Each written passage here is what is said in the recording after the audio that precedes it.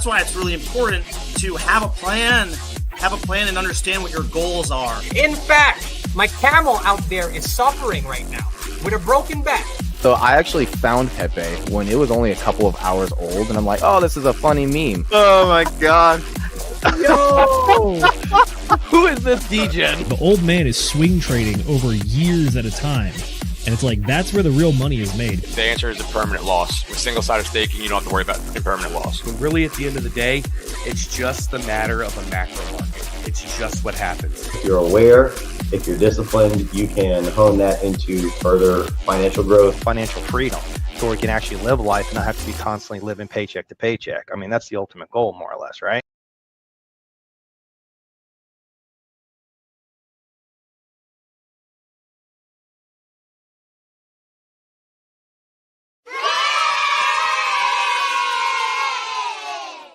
Ladies and gentlemen, boys and girls, crypto degenerates, ducks and squirrels, welcome to the Degen Roundtable's Whiskey Wednesday. I just realized I did not finish the title when I was typing it. I just left it as Degen Roundtable Whiskey Wednesday. I was going to put something silly in there, and then I totally forgot. So I guess it's just Whiskey Motherfucking Wednesday. I'm joined tonight by two fantastic degenerates. We've got Mr. Bean. We've got Mr. Josh. These are some fantastic fellows. Brendan, Mr. Bean, is the Degen Roundtable's macroeconomics specialist, and Josh is the Degen Roundtable's newest oil changing specialist and drifting specialist. And I'm just a fucking half shrimp, half man. And there we go. What's up, Degens? How are we doing tonight? Brendan, what's new and exciting with you, broski? It's been a while since we've seen you. And also, what are you sipping on? It's been a while since I've seen you guys. Don't you know what I'm talking about? Oh, fuck, we're fucking popping the collars, baby. Oh, I don't have a collar. Papa McCallum. Will, you're not driving tonight. You are flying, my friend. I can tell by your outfit. Bro, we're going all over the place. We're going I'm good. everywhere. I'm good. I was away last week for work, and so I had work events most evenings last week. You know, dinner with clients, dinner with friends, things like that. And then on Friday, flew to Miami because my wife had to run a race on Saturday, and we got to see some friends. So I enjoyed some of the good times in Miami. All right, man, should I tell the story now? Should I tell the story later? But I will tell you what I'm sipping on. So I'm sipping on a hot toddy. A hot toddy. Ooh. Tell the folks at home what a hot toddy is. So I'm from Boston. Hot toddies are very popular. Anywhere that you have, cold weather. I've been dealing with a little bit of a cold, little sinus cold right now. My wife as well. And so we ordered dinner, and I was like, you want a hot toddy? You want tea or you want a hot toddy? She's like, I could use a hot toddy right now. So a hot toddy is an alcoholic beverage. It is consisted of water, hot water. So think tea, hot water, fresh squeezed lemon juice. Then you add your favorite whiskey. I think it's best with a little Jameson, personally. I like the Irish whiskey in there. And then you add honey. So you have your lemon, you have your honey, you have your hot water. So it gives you a little soothing, little healing. And then if you have your throat's been sore like mine, the whiskey helps to soothe that throat, to numb it a little bit. And it's on top of it, it's delicious. So just to reiterate, hot water, lemon, fresh squeezed lemon juice, honey, and whiskey. 4 ingredients. And then you can add garnish if you want. If you want to add some cinnamon sticks, if you want to add some cloves, if you like anise, which I don't, you can add things to that extent. But it is a delicious beverage. And if it's really cold out or you're feeling a little under the weather, it certainly does the trick. Well, excellent. A hot toddy, man. It's been a long time since I've heard that phrase. Go ahead, though. Honestly, have you ever had one? I have. Yes, I have had. I think my mother made one for me. My mom used to live in New York for a short period of time. Not quite Boston, but in the area. And I'm sure they know of the similar things. But at one point in my adult life, I believe I was sick, and my mom made me a hot toddy. So, yeah, nice. That's freaking awesome. I never had it before.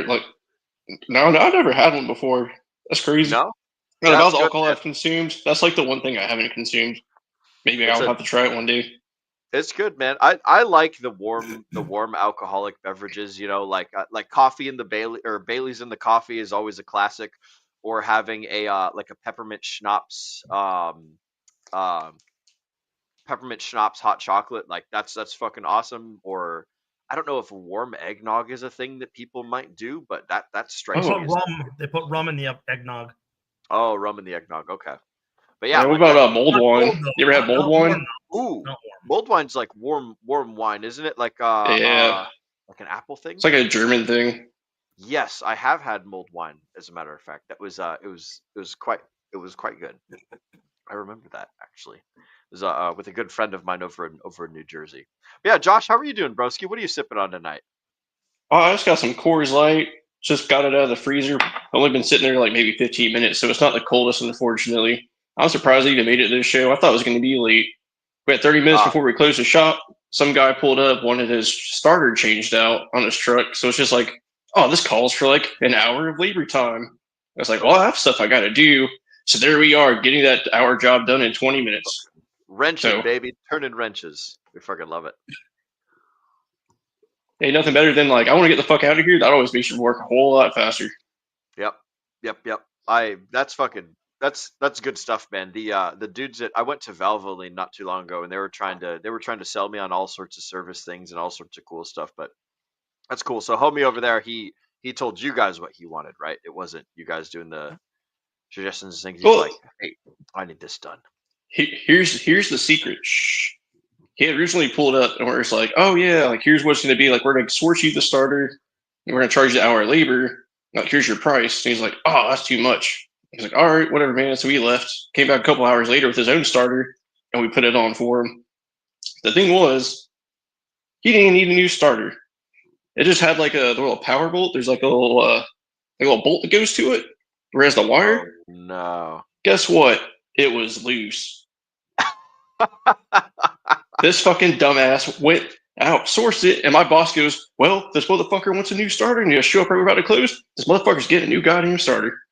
So there you go. Learn your lesson. Listen to the mechanics, because we could have saved him about $300, but instead he wanted to be a hot shot. So listen to the people that do this every day. Yeah, If that's not your job, probably want to listen to them. Yeah. Hey, there's something to be said about, defer to the experts. I'm down for that. On the subject of deferring to experts, we have some expert people that are in the chats right now. Actually, before we do chat motherfucking shout outs, baby. Before we do chat shout outs, I need to tell you guys what I'm sipping on. I obviously have my delicious and wonderful garage beers, the staple of the Will Stevenson experience. And also I've got some old smoky moonshine. I'm drinking this is banana pudding made and distilled over in Gatlinburg, Tennessee, Can you which just I take a highly suggest you Can you just guys take go a sip visit. of that right now? Because it looks like it's right up to the top. So fucking good. You guys should go to Gatlinburg if never you've been there. It's not that It's far fucking from where I am currently. yeah. So Gatlinburg and Pigeon Forge over in Tennessee Yep. are like those are some fun places. Gatlinburg is the place to go if you feel like dealing with tons and tons of crowds and lots of people like, clogging up streets and stuff. And Pigeon Forge is a little bit less like the island over at Pigeon Yeah, Forge is a little bit less. It's just packed. north of Gatlinburg, right? Mm-hmm. Yeah. Yeah, they're over on the eastern side of Tennessee. Yeah, so like if you guys know about the Knoxville area, it's over in that area, but it's in the Smoky Mountains. Yeah, So it's like I've been to the Smokies a bunch. My friend moved to Tennessee when I was 11 years old. My best friend, my neighbor, and so every summer from like 11 to 20, I went down to Knoxville where he moved to. So we saw a bunch of places around there. I've probably been to Gatlinburg and don't even remember it, to be honest. yeah, it's a good time, man. I highly suggest Gatlinburg. Dollywood's pretty sick. Oh yeah, I've not been to Dollywood, but I've heard great things about Dollywood. And I'm also I went there as a child. Good time. I would go back if I ever had a chance. So 10 out of 10. Oh yeah. Okay, I'm gonna have to go. One of my friends was saying like we can't leave Dollywood yet because we haven't seen Dolly Parton, and then they're like, "Oh, Dolly Parton doesn't actually hang out at Dollywood. You're not gonna see Dolly Parton over here." I mean, it's like going to Disney World and expecting to see Mickey Mouse. Like he's not going to pop out and be like, "Oh, here I am. I'm real." Now you might see someone wearing a costume, but you're not going to see the actual Mickey. Sorry for the kids at home that are watching. Oops, I guess the secret's out. Parents, cover your kids' ears. But that's what's going on. But anyways, it's time for chat motherfucking shoutouts, the part of the show where we shout you guys out that are cool enough to hang out over here with us as we doing our stream. First and foremost, I want to shout out the DGen Roundtable putting up the StreamYard link. If you guys want to hop on Whiskey motherfucking Wednesday, then come on over.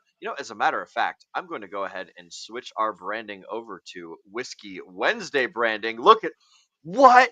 Oh my god, it automatically put the Fancy. cameras in the right spots? Oh wow. Dude, that's unheard of. I didn't know that it fucking did that.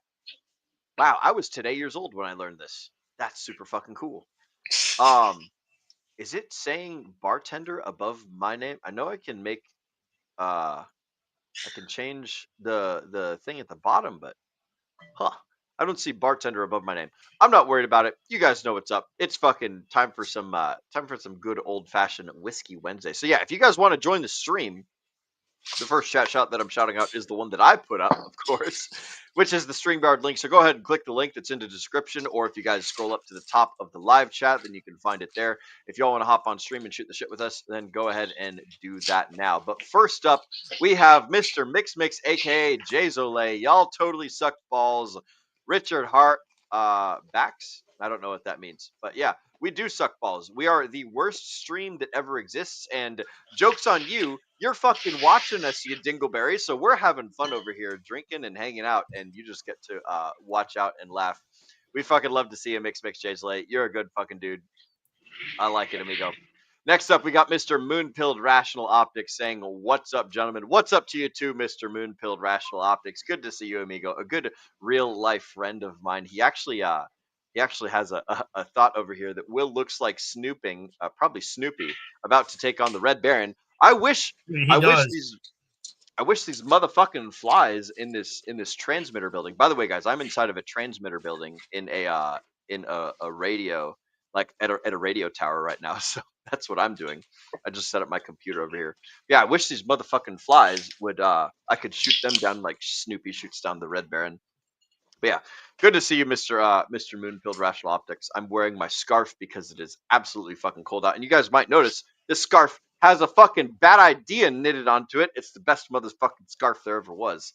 So, hell yeah, I love it. Holy smokes, Mr. Mix Jay Zole is going fucking crazy. I guess. So I'm wondering what Mix, aka Jay Soleil, is drinking right now. I think that he's drinking Miller. I think he's drinking Miller Lite. I could be wrong, but Mr. Mix Jay Zole, if he's drinking something, he's drinking Miller. And shout out to you, broski. If you're in the Dallas-Fort Worth area, I know that's where one of the Miller Brewing companies is located at. So good to see you, broski. Glad that you could join us. Apparently, we are a public domain. I don't know what that means, but hell yeah, broski. We're also joined by Arceus Cacico from the DGen Roundtable community. If you want to see Dolly Parton, don't go to Dollywood. You go to Dolly's house, and then you get arrested. I don't recommend going to Dolly's house. That's that's a good one. I'm trying to see those motherfucking gazongers, so I'm just saying, God, dang, for an old lady, she can get it. I'm just gonna say it. Those Dolly Parton. Dolly Parton. Are you, Brendan? Are you familiar with? I can hear Kim in the background.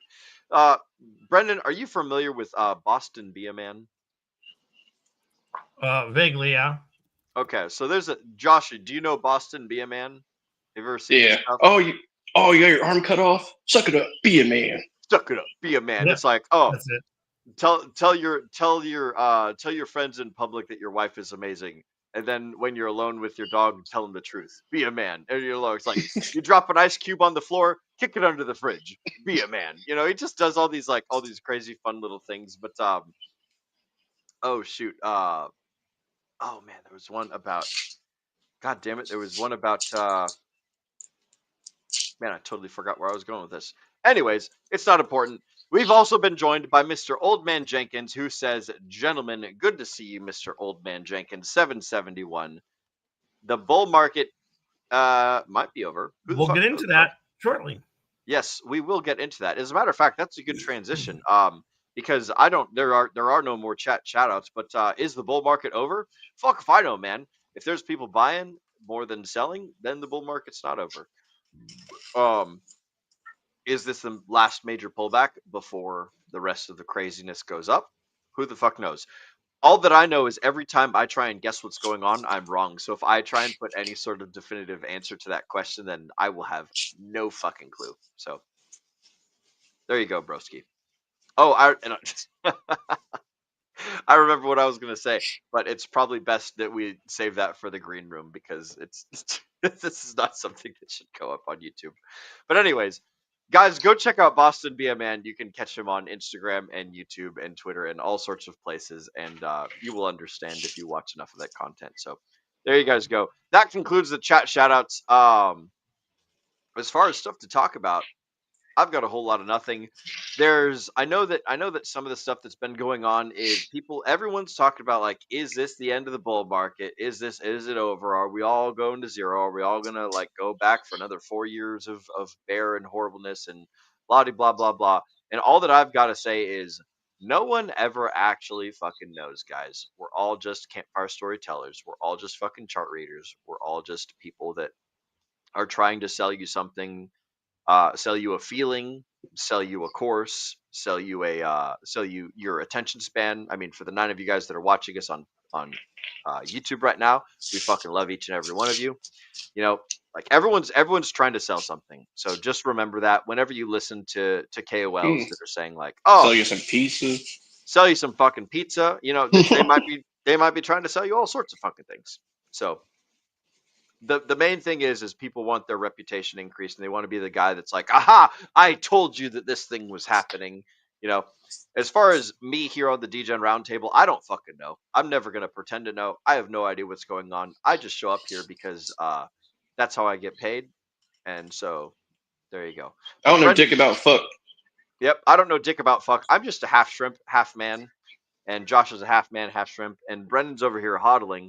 I will say that if this is the end of the bull market, then I'm kind of glad because I've got a whole lot of tower jobs lined up, so I'm able to buy those juicy lows if the bear market comes in.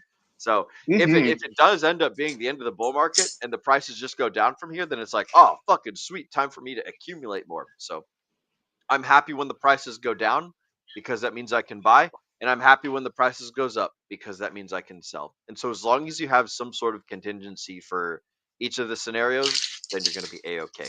What about you guys? Have you any thoughts, Mr. Brendan or Mr. Josh, on what's going on with the bull market right now?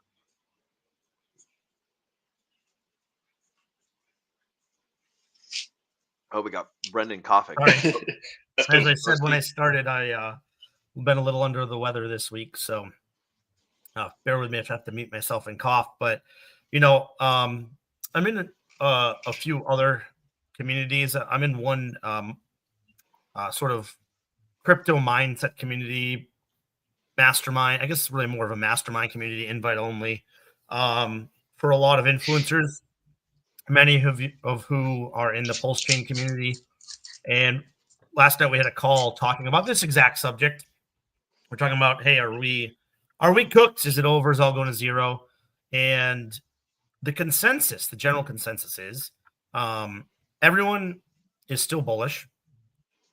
There is some people that are getting a little bearish, but even the most bearish people say they aren't going to get very bearish until Bitcoin breaks the 50 SMA, which is the simple moving average. So that's the simple moving average of the last 50 days. And whatever that number is, right now it's about 101,000. I'm not on my computer that has my chart set up, so I apologize. I'm not going to pull that up because I don't have it ready to go. But essentially, if it goes below the 50, yes, there you go. Time, money, as long as it doesn't go to zero. Yeah, so as long as it doesn't go below the 50 SMA, which is sitting around 101,000 for Bitcoin right now. Some people say if it daily closes below the 50 SMA, they're selling, you know, the majority of their bags and they're getting into stables. I'm not that bearish. First, I don't think we're going to break below the 50 SMA. But if we do, if we rush back down to 92, I don't think the bull market's over because it's a different cycle than it's been in the past. Really, I want to take all of the confluence of all of these indicators that we use and have used in the past, but I also want to use current market sentiment, current overall global monetary supply, and some other things that are a little bit different this cycle, right? So if we were to just look at old cycle indicators without taking into account that this is the first cycle that we actually had high interest rates, where for the first time towards the later part of a bull cycle, we're actually starting to go down in interest rates rather than go up in interest rates or stay even. So we're actually going to start printing more money globally. M2 money supply is going to go up globally. We still have institutions and other large financial entities buying Bitcoin, buying Ethereum, buying cryptocurrencies. And we haven't had retail come into the market at all. Retail is usually when we start to say, okay, we are reaching the top, right? Indicators like Coinbase, #1 app on the App Store, and every single one of your friends asking you what crypto they should buy. We start to see on, like, I don't know, a non-monetary show them talking about cryptocurrencies, right? There's a lot of things that we're like, okay, we're getting a little bit oversaturated here. None of that has even come close to happening. In fact, we're in heavy fear at the moment. But we will see. Let's hope this shutdown's over and let's keep moving up because Fed Powell is going to be talking here in the near future. I think, what's the date on that? I think it's coming up in a week. I know it's coming up soon. Anyway, we'll look that up. I think it is. Thanks. I don't remember. I know it's coming up next week. I just don't remember the exact date. So we have another potential for a rate cut. We have maybe government shutdown ending soon, hopefully, and we have money being printed. I don't see the bull market being over. Every indicator from a monetary standpoint, from a global macro standpoint, points to the bull market continuing and being elongated more than it has been in previous cycles, at least the top being elongated. So that's just my opinion. It doesn't mean anything. All we have to do is continue to watch, continue to take all of the information that's coming in and turn it into what we hope is a thesis that is going to be accurate. If I'm wrong and we start to break down, if we do start to break down below the 50 SMA, I will start to take some more money off the table just as a sort of a hedge. But until we really start to break down or break structure completely, I think we're still in a bull market. I'm looking in Q1, maybe even into Q2, for us to really start to top. And then who knows what happens with altcoins after that. We have some juicy things happening with Mr. Richard Hart and the Ethereum Strategic Reserve, which doesn't exist anymore. But I don't know. Gone. Will, other than not knowing, do you have any thoughts on the bull market? You're just gonna buy and hold, right? I didn't buy and hold, man. Like, I just buy and hold. That's I fucking my little tag on my name right here is normally Peanut Brain Diamond Hand. Today it's a shrimp because we're doing shrimp theme today. But like, I definitely don't have any crazy thoughts about the bull market other than, like, if price goes up, I sell. If price goes down, I buy more. If price stays the same, I probably buy more. It's like, Yeah. I have a pretty, like, there's two actions you can do at the end of the day. It's either fucking buy or fucking sell. It's either and holding is the same as buying. So it's like you're either buying or you're selling. So if you're not satisfied with the sell, then don't sell. And that's all there is to it. The real thing with cryptocurrency, right, is I don't like using it. I mean, in a perfect world, I would love to use it as a mechanism to break myself out of the matrix. But, like, in all reality, like, I have a job. I go and climb TV towers, and I love doing what I do. And I also want to be able to, like, retire and stuff in the future. So I just think that, like, me doing what I do and taking the extra money that I have from the job that I make and subtracting my cost of living and, like, going out and buying strippers and buying cocaine and buying candy and buying tacos and all that stuff. Like, once I remove all of my once I remove all my daily expenses and all my normal fun things, like, and I'm left with my like extra savings and stuff, it's like, well, instead of putting that savings in a Roth IRA or a 401k or some sort of retirement plan, I just put it into this crypto machine thing, and then I still go about my regular life, and I still go and generate value in such a way that it brings dollars into my existence. Then I take those extra dollars in my existence and I pack them away in the crypto sphere. It's not like a like I am trying to definitely gamble my way into wealth, but at the same time, it's like I still want to interact with the world in such a way that I produce value to the point where people pay me, so that way I can, one, make the world a better place and get that feeling of satisfaction, and two, generate and retain some sort of wealth system. And I have lost faith entirely in the traditional sphere. So we're left with cryptocurrency. And whether you think it's the bull market or the bear market, you're still better off buying good assets and holding on to them, whether it's going up in the bull market or going down in the bear, whether you're stacking dry powder to buy more in the bear market, or you're just like, um, buying and selling to suit your own needs and means, right? I don't see it so much as like a gambling thing as I see it as better than the rest of everything else. And I'm still doing my day job. I'm still doing all the normal stuff. So that's the position that I hold as far as like what goes on with the bear, what goes on with the bull, and things like that. And the stuff that I'm doing. I don't understand why it goes up, why it goes down, other than like, more buyers or more sellers. Like that's the peanut brain diamond hand uh interpretation that I have. But those are my thoughts. So does that answer your question? Uh, yeah, that's fair. That's fair. It is.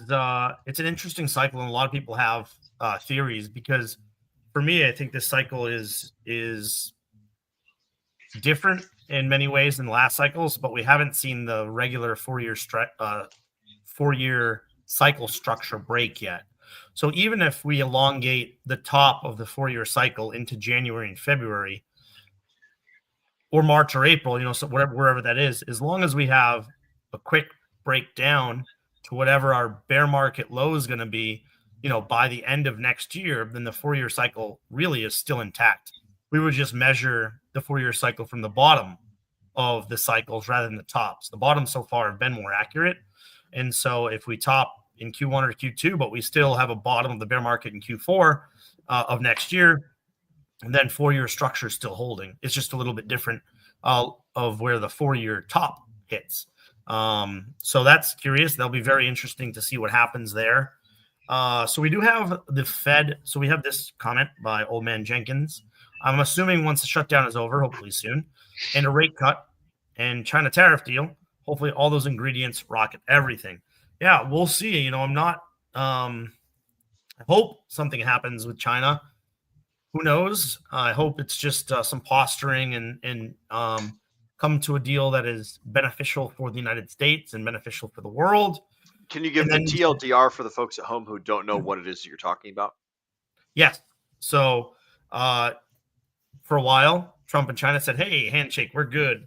30% tariffs coming from China. We're Gucci on most things. 30% tariffs from China, we're Gucci.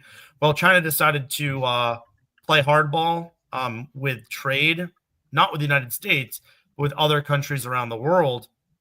And the United States is like, hey, not so fast. That's not a very nice thing to do. So we're going to raise your tariffs to 100% starting November 1st. So they apparently have a meeting coming up to discuss a better way to deal with their tariffs and the trade and the global trade scenarios between China and the rest of the world, China and the United States and the rest of the world. And so if they can come to a deal, that will be beneficial for everybody. And if we don't come to a deal, won't be great. Won't be the end of the world, but won't be great. At least in the short term, right? I assume there'll be a deal done at some point in the long term. But sort of that's the TLDR. I also want to say, so the Fed, I did look it up. The Fed meeting that we'll hear about rate cuts is on the 29th. And I'll share my screen here and bring up the Fed Watch tool here, which we've shown many times on this show. So the current rate is between 4 and 4.25%. The possibility of a rate cut coming next week, in fact, 1 week from today, is sitting at almost 97%. So we're as good as you can expect to get a rate cut next week. It would take an act of God to change that at this point, or I don't know, maybe an act of war. Knock on wood. I wouldn't want any more wars. And then just looking further down the road, December 10th is the last meeting of the year. So if we had a cut next week, it'll be down to this number here. And right now they have a 97% chance that we're going to get another cut in December. So the market is starting to price in 2 more rate cuts by the end of the year. That would give us a total of 3. That would be excellent. That would be really good money printing moving into Q1 of next year. And this does give credence to our potential of an elongated cycle due to money printing starting to happen later in the cycle, interest rates coming down, and more money being out for people to use. Think about how much money people have tied up in their homes right now. If interest rates came down, they may be able to say, hey, you know what? I'm going to take a little bit of money out of my equity in my home, and I'm going to use this money to invest. I'm going to use this money to buy something within the United States or in the market or whatever else it might be. So anytime we print money, it's good for the markets. We saw a dip in gold prices. So gold 2 days ago hit like I won't say a blow off the top all-time high, but it's been going up consistently. Yesterday had its biggest drawback in a very long time at 5%. And when I looked this afternoon, it was down a total of 8%. I have not looked to see if it's recovered.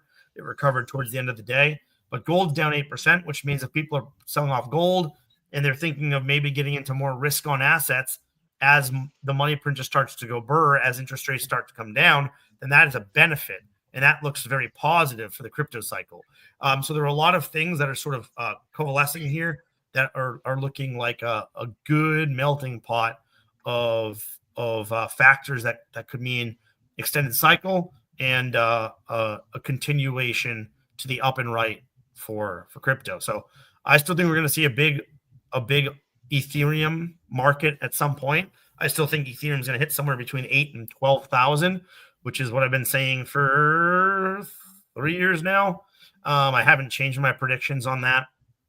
So we'll see if I'm right or wrong. But if ETH goes to 8,000, you better believe Pulse Chain's having a fucking run. It would be interesting. It would certainly be interesting. But you know what?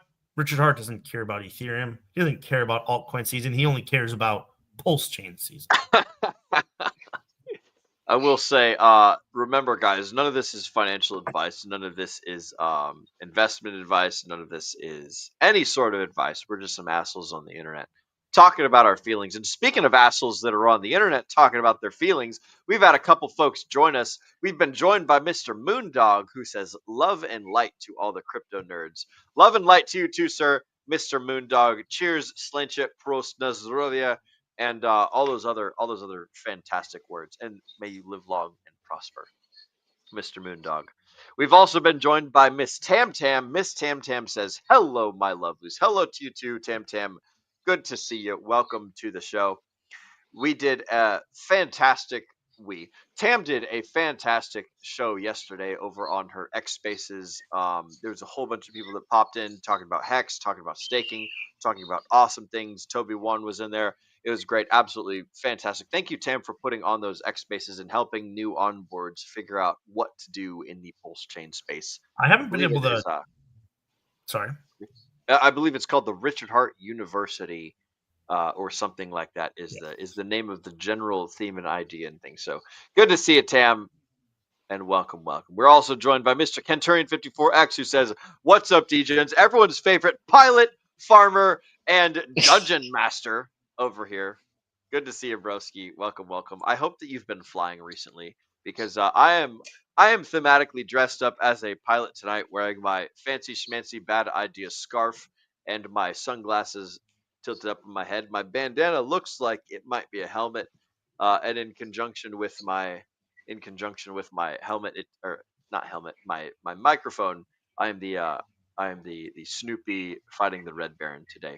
Brennan, The it Shrimp sounded like you Bandit. had the Shrimp Bandit. There we go.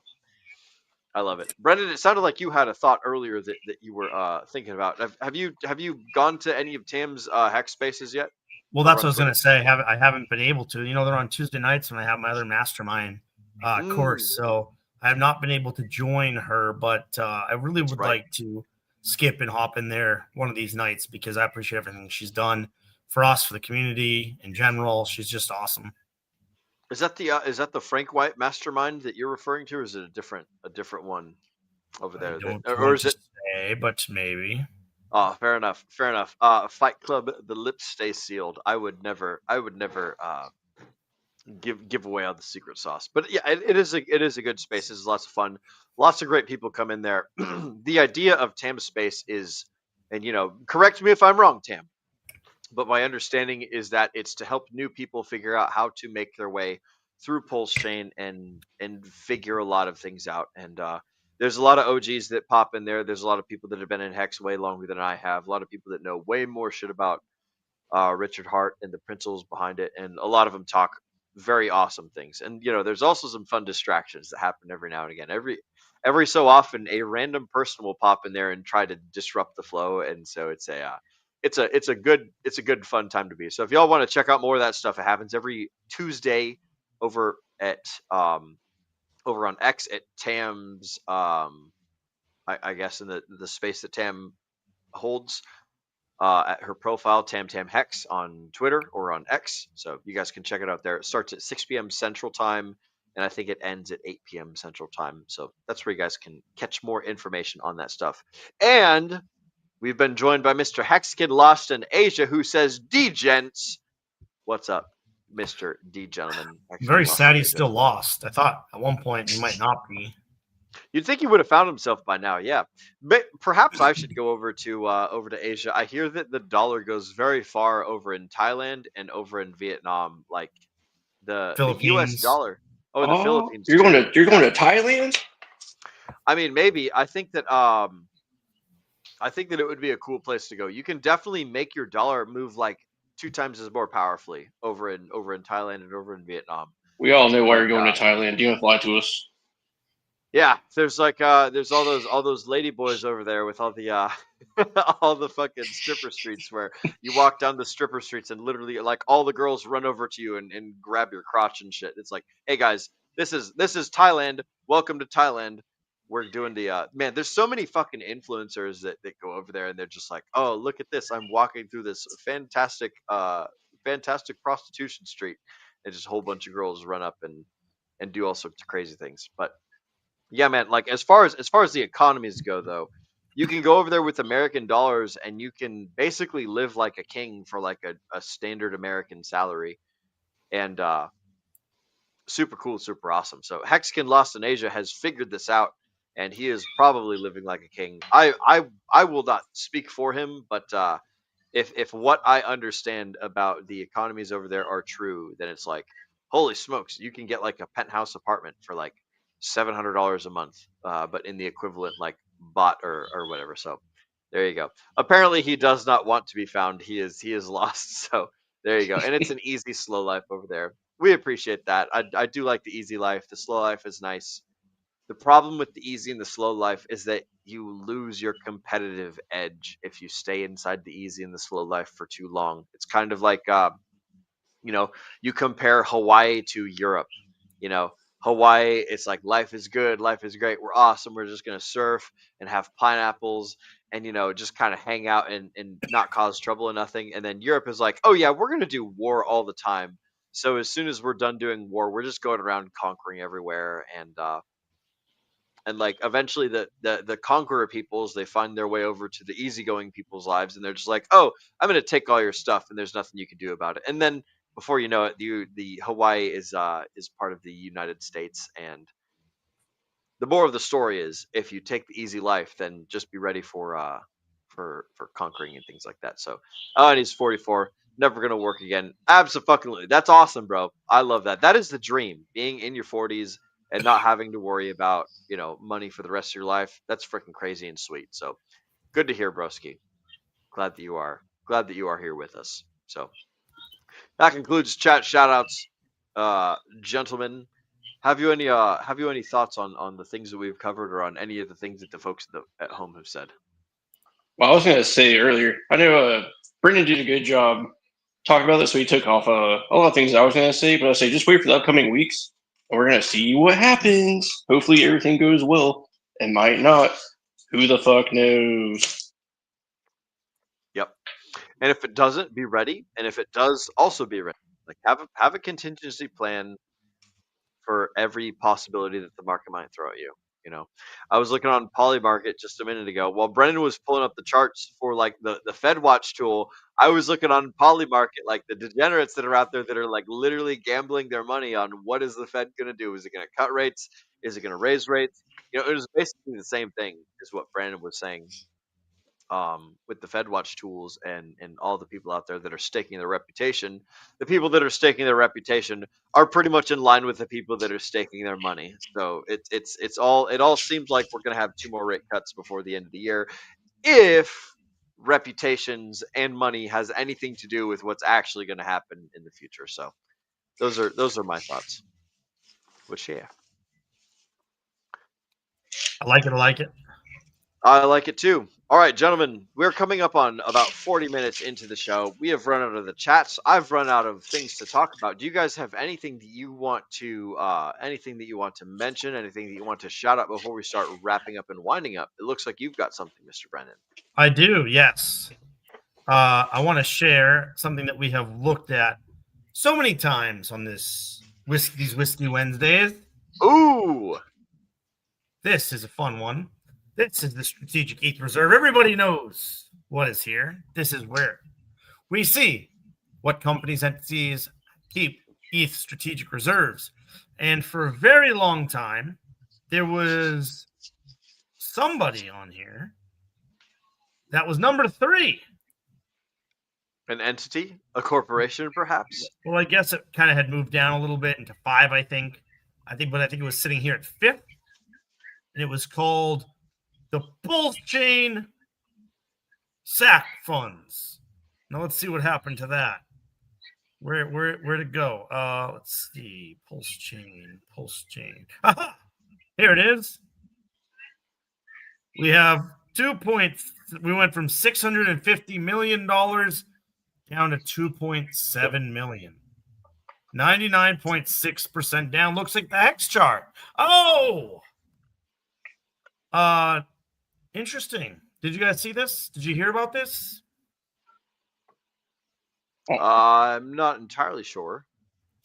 Well, Richard Hart has been moving funds from the SAC wallet into other wallets, into many other wallets. At first, he had moved some a couple chunks of 10 million and Tornado cashed those funds. So we don't know where they are.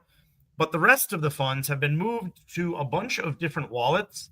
People are saying that he tornado cashed all of them. He is not. They're just sitting in other wallets. What is his plan? I don't know. But it is very interesting. So he moved 160,000, I think it was 160,000 ETH. And the day after, Ethereum Foundation also moved 160,000 ETH. Very, very interesting. People are saying that Ethereum Foundation dumped 160,000 ETH, or like 500 million. That is a lie. They moved it. They did not sell it. I was told by some important people, nobody within the Ethereum Foundation, but some people that I trust, that they're just upgrading the safety of some of their wallets. So they just moved some of those money and not planning to sell that. But with Richard Hart moving all of the strategic ETH reserve into a bunch of other wallets, I know you're not one that plays campfire stories, but do you think that he is gearing up for some big moves, gearing up for some plays, gearing up to do something that might help the ecosystem? Or is it just a wait and see? We don't know. Yes to both. I think that we both don't know, and it's potential that he's doing things that we don't know about that is going to benefit the ecosystem.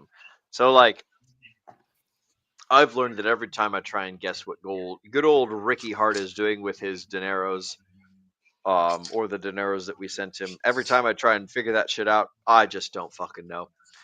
So I can basically count on any idea that I have is wrong, and in that sense, I try not to have expectations, or I mean, I'm not perfect. Nobody's perfect, but I try not to have expectations. I try not to guess and set myself up for failure. But like seeing money move around is pretty interesting. Like it's over $500 million. It's like it's I think 600 million or 700 million worth of Ethereum, and it's like that's a lot of money. That can do a lot of things for the Pulse chain ecosystem. Now I don't know. Excuse me. I don't know if what happened with Hex last cycle is going to be the same thing that happens with Hex and Pulse chain and PulseX and incentive and all that stuff this cycle. But I do know that funds are moving, and I do know that people speculate, and I do know that if he's able to do the same marketing that he did last time or have the same effect that he had last time, then a lot of people are going to benefit from that. So I don't really know what's going on. I'm not going to pretend to know what's going on. What do you got? You know, it's an interesting theory, Huh. and I think this is interesting for a lot of reasons. But I was thinking, okay, so say he tornado cashes all of this, and we have no idea where any of these funds are, what wallets they're in. Say they're in 1,000 different wallets or 100 different wallets. If you were to bridge in $1 million or $10 million, people are going to notice that coming through the bridge, right? So it's going to be even more challenging to hide anything that's coming into Pulse Chain, except if there's a massive marketing campaign, you could start bridging in smaller amounts and maybe think that it's coming from new onboards. So maybe you have some new onboards coming in from new money, and maybe you have a few more trickling 100K, individual bridges of multiple 100Ks at a time. Well, that would be a good way to kind of mix and not know if it's Richard Hart or that this new marketing campaign is making massive onboard. So I think there is sort of an interesting play here where he can be a little bit more secretive because we don't know how this onboarding is going to go with this mass marketing campaign. So I know this is just one small theory. I have no idea. I'm not even saying that I think that's going to happen. But I'm saying is we are going to keep an eye on this. So keep an eye on Pulse Chain, keep an eye on the DGen Roundtable, and we will be filling in on everything that happens in the Richard Hart and crypto ecosystems.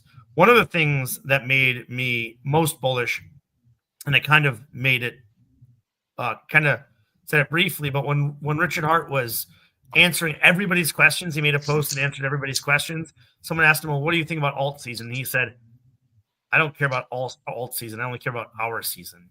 So he cares. He still cares. And I know that. I always know he is. I trust Richard Hart. I'm very bullish on the Pulse Chain ecosystem still. Usually when people are getting the most scared, the most afraid, the most angry is usually right before good things start to happen. If you have a solid project, solid community, solid founder. So we'll see what happens, but I'm very, very excited. Yeah, so Moondog says this. The bridge isn't as transparent as people assume, especially those relying on their tech-savvy friends as their counterparty risk for monitoring. Yes. So there are multiple ways now to get into Pulse Chain, including Liberty Swap and some other ways and other things. So there are different things that you can do now, but it's still hard to miss a 7-figure bridge in to Pulse Chain. So I will agree. I have a slightly alternative viewpoint to you. I actually don't trust Richard Hart, believe it or not. I do not trust people. I am more interested in trusting myself, and I think that this is something that many people would benefit from is not engaging in trust with people that you have no sort of relationship or anything with. Like, I have no expectations and I have no trust. I would love to see him do the things that I would prefer him to do, which is engage in actions that through some, you know, malleability makes the things that he created, which are the things that I own, go up in price. That would be cool if that happened, and that is the thing that I think will happen. Now, I don't necessarily trust that it will happen, and I don't necessarily expect that it will happen, but it's just kind of like an inference that I have. But I don't actually trust the human being. I have no. I do have hopes, but it's like I'm not putting my eggs in the basket of like, is this person going to do the things that I want him to do? It's more of just like an idea of like, oh, people are going to do whatever the fuck they want to do, so I'm going to do the thing that works best for me at all times. So that's kind of like the I don't know if ethos is the right word, but I think that's the, if I could push anything onto the folks at home, it's like, don't trust in the person, trust in yourself, trust in your own actions, trust in the things that you know. And you know, we're going to cover the 48 laws of power on this Friday's book club. And that's one of the things that I've been thinking about a whole lot over these last 3 weeks is like, all of the stuff that's in the 48 laws of power is all about focus on you, and the way that you can change the, like, your own life around you. And power isn't influence over other people. Power is influence over your, like, ability to change your own surroundings and to change your life, right? Like, if I have power, it doesn't mean that I can force Brendan to take a drink of some delicious warm whiskey, and I can't force Josh to chew on the food that he's eating, right? Like, that's not power. Power is me being able to be like, oh, I want to take my shirt off right now, so I'm gonna take my fucking shirt off right now, right? Because I am You should free and do I it have though. the power of my own life. I'm not gonna take my shirt off because I'm quite warm and cozy, and it's very cold over here in Nebraska. So like, I think that when people trust in other people and when people rely on the actions of other people in order to make their stuff do the things that they want them to do, then they're often going to be disappointed because the timelines are going to mismatch, or they're going to be disappointed because the other person doesn't do exactly what they expect them to do, or exactly what they, like, premeditate other people to do. There's a really great quote by Stephen Chandler, and I highly recommend everyone here that's listening go out there and listen to a lot of Steve Chandler's talks about expectations versus agreements, right? An expectation is just a premeditated resentment, because most people don't know what you expect. Most people don't care about what you expect, and most people are not going to do what you expect. The only way that you interact with the outside world is by engaging in agreements where it's like, hey, I will do this if you do that. And then the person's like, oh, okay, I'm going to do that if you agree to do this, and bazinga, we've created like a nice little beautiful sort of kind of handshake contract. And if it works, it works. If it doesn't, it doesn't. But like, having expectations for things versus having agreements about things is totally different. Now, I have no agreements with Ricky, right? I have no agreements with Richard Hart. He has not listened to me. I have not listened to him. No party owes each other the other thing. So just some fucking shit for people to think about. Well, I wasn't saying that I trust that he's going to pump my bags. That's not what I was saying. I trust in what he's built, and I trust the ecosystem, and I trust that he, well, him and I, we have a lot of similarities in what we think about freedoms. And so there's a lot of, and there's some trust built up there because of our, mutual ability, our mutual desire for freedom of speech, freedom of movement, freedom of transaction. And so like, I'm trusting more of like those basic elements. I'm not trusting him to pump my bags or to put money back into the ecosystem. I'm not saying that at all. I'm just talking about the general tenets of why I'm an ecosystem and why I like Pulse Chain Hex and Pulse X in general. That's all I got. I like it. Mr. Josh, have you any final thoughts before we go ahead and wrap the show up? Anything we were talking about that might have spurred a thought or two from you? No, I think y'all hammered the nail on the hammer, so that was a good one. Speaking of hammering, I'm getting fucking hammered. Gentlemen, I would like to propose a toast. Mr. Funkmaster Hex style, Oh, no. who says, RH moved. Oh no, are you empty? Oh, fiddlesticks. Well, No. no, of course not, right? Wink, wink. Of Hey, course there's gentlemen, beer inside of here. thank you for joining me on this fantastic Whiskey Wednesday. Some ships are wood ships, and those ships may sink, but the best ships are friend ships, and to those ships we drink. Cheers, amigos.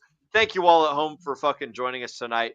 Before we end the show, let's go ahead and go around the horn and say what we've got going on in the near future and where can the folks find you, starting with Mr. Brendan. What's up, broski, and where can they find you? Well, I'm going to a Renaissance fair this weekend. I'm excited for that, but I will be on the Sunday night stream, and we have a good show that we are planning and cooking up for you. There's a lot of things to talk about. We might do a little bit of that charting that we were talking about in regards to 50-day SMA and some other things that I think are going to be very interesting there. So Tam said to Hexing lost in Asia. She didn't know that the comments were locked. So you guys get to talk maybe on X and figure that out. But that is good to know. Other than that, I'll be here Sunday, and I will be here to talk to all of you then. Yep. If those of you guys that want to find Brendan, you can find him at x.com just x.com /anonymous_bean. That's where you can find things that Brendan is doing. Mr. Josh Broski, what have you got going on in the near future? And if the folks want to find you, where can they find you? Slide 180 Instagram. Also find my band NORDJN Black Metal on YouTube. Hopefully I go to a drift event pretty soon because my Instagram has been slacking on some drift pictures and some cool card pictures. I have been slacking because it's been so freaking hot in Texas, I tell you what. But it's starting to get cooler, hopefully. So hopefully in the next month or two, there should be some cool card pictures coming up. If not, then shame on me. I like it. Bro, drifting, I've never been drifting before on purpose. I've been drifting in snowstorms many a time, but drifting can be quite fun.